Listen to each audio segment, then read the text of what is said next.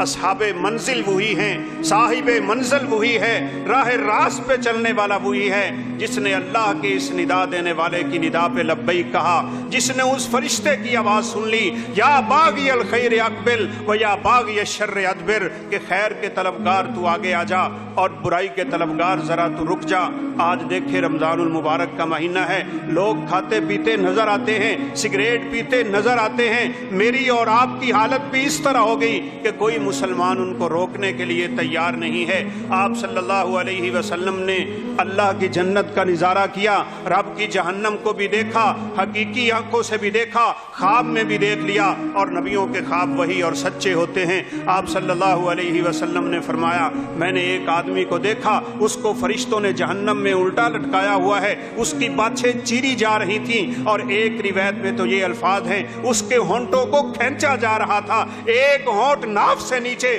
دوسرا ہونٹ اس کے سر سے اوپر جا رہا تھا۔ میں نے پوچھا یہ بدبخت کون ہے؟ جواب یہ ملا کہ جو رمضان کے مہینے کے روزے نہیں رکھا کرتا تھا۔ لوگوں نے روزہ رکھا ہوا ہے